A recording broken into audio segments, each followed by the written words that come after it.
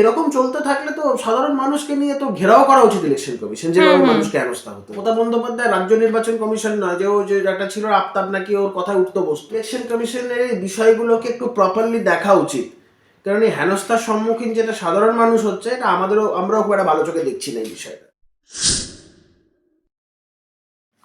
নমস্কার দাদা, রাষ্ট্রীয় বাংলা আপনাকে স্বাগত জানাচ্ছি। দাদা, এই দিন হুমায়ুন কবির হিন্দুদের কাছে স্পেসিফিক্যালি ক্ষমা চেয়েছেন যে তিনি যে কথাটা বলেছিলেন যে হিন্দুদের কেটে গঙ্গার জলে ভাসিয়ে দেবো, সেক্ষেত্রে নাকি উনি বলেছেন যে মমতা বন্দ্যোপাধ্যায়ের কথাই নাকি তিনি এটা বলেছেন। কি বলবেন? নতুন কিছু বলুন না, এগুলো তো আমরা জানি। মমতা বন্দ্যোপাধ্যায় নির্দেশিত পথেই কথাগুলো তো বলেছেন, নির্দেশিত রাস্তায় তো চলেছেন। মমতা বন্দ্যোপাধ্যায়ের কথাতেই তিনি বলেছেন, কিন্তু যে ভঙ্গিমাতে বা যেভাবে কথাগুলো বলেছিলেন সে কথাগুলো তো আর ফেরত নেওয়া যাবে না, বা যেভাবে হিন্দু ভাবাবেগকে আঘাত করেছিলেন তা তো আর ফেরত নেওয়া যাবে না। আচ্ছা, এটা ছেড়ে দিলাম। ধর্মীয় উস্কানিমূলক যদি বিষয় না হবে, মুর্শিদাবাদ জেলায় হঠাৎ করে বাবরি মসজিদ করতে চাইলেন কেন? উনি অন্য কোনো মসজিদ করতেন, তিনি মুসলমানদের জন্য অন্য কোনো মসজিদ করতেন। ওয়াই বাবরি মসজিদ? বাবরি মসজিদ করা আক্ষরিক অর্থে হচ্ছে এখানে এই সাম্প্রদায়িক উস্কানিমূলক একটা চিন্তা ভাবনাকে উস্কে দেওয়া। তো হুমায়ুন কবির সেটাই করতে চাইছেন। মমতা বন্দ্যোপাধ্যায় খুবই সুচারুভাবে হুমায়ুন কবিরকে প্র্যাকটিক্যালি দল থেকে এরা দেখানোর মতন করে সাসপেন্ড করে যে মুসলমান ভোটগুলো মমতা বন্দ্যোপাধ্যায়ের থেকে দূরে সরে যাচ্ছে, সেই মুসলমান ভোটগুলোকে হুমায়ুন কবিরকে দিয়ে সিকিউর করতে চাইছেন।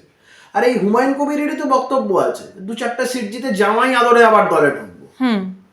তো এর কোনো কথার ক্রেডিবিলিটি নেই, মানুষ এই চালাকি ধরে ফেলেছে। দাদা, এসআইআর নিয়ে বারবার প্রশ্ন উঠছে, বিএলওরা মারা যাচ্ছে, আত্মহত্যা করছেন, তো এখানে একটা ক্রেডিবিলিটির উপর একটা প্রশ্ন তুলছে বারবার। দেখো, ইলেকশন কমিশন যে পদ্ধতিতে কাজ করছে সেই পদ্ধতি নিয়ে আমাদের আপত্তি আছে। যেভাবে সাধারণ মানুষ হ্যারাস্ট হচ্ছে, যেভাবে সাধারণ মানুষকে হেনস্থার শিকার হতে হচ্ছে, এই নিয়ে আমাদেরও বক্তব্য আছে। ইলেকশন কমিশনের এই কার্যকারিতার জন্য মানুষকে মানে অসুবিধার সম্মুখীন হতে হচ্ছে, এটা আমরাও পছন্দ করছি না। আমি তো মানে বহু জায়গাতে, ইনফ্যাক্ট আমার এই জায়গাতেও দেখেছি, বেশ কিছু জায়গাতে মানে নোটিশ যাকে তাকে যখন তখন নোটিশ দিয়ে দিচ্ছে, করে দিচ্ছে। এটা বিষয়টা খুব একটা প্রপারলি হচ্ছে না।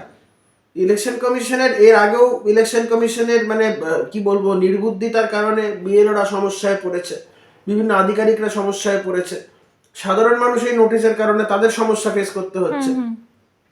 আমার মনে হয় ইলেকশন কমিশনের এই বিষয়গুলোকে একটু প্রপারলি দেখা উচিত, কারণ এই হেনস্থার সম্মুখীন যেটা সাধারণ মানুষ হচ্ছে, এটা আমরাও খুব একটা ভালো চোখে দেখছি না এই বিষয়টা। কেন্দ্র সরকারকে একটু হস্তক্ষেপ করতে পারেন? ইলেকশন কমিশনের বিষয়ে কেউ হস্তক্ষেপ করতে পারে না। এটা মমতা বন্দ্যোপাধ্যায় রাজ্য নির্বাচন কমিশন না, যে একটা ছিল আফতাব নাকি ওর কথায় উঠতো বসতো। ইলেকশন কমিশন একটা ইন্ডিপেন্ডেন্ট বডি, তারা তার মতন করে একটা অটোনমাস বডি, তারা তাদের মতন করে ফাংশন করে। কিন্তু এরকম চলতে থাকলে তো সাধারণ মানুষকে নিয়ে তো ঘেরাও করা উচিত ইলেকশন কমিশন, যেভাবে মানুষকে হেনস্থা হতে হচ্ছে। তো এখানে কারোরই হস্তক্ষেপ চলবে না, এখানে কেন্দ্র রাজ্য কারোরই হস্তক্ষেপ চলবে না। তবে এর সাথে সাথে এটাও বলবো, ইলেকশন কমিশনকে একটু মানবিক হতে হবে। একটু মানবিক না হলে সাধারণ মানুষ অসুবিধায় পড়ছে।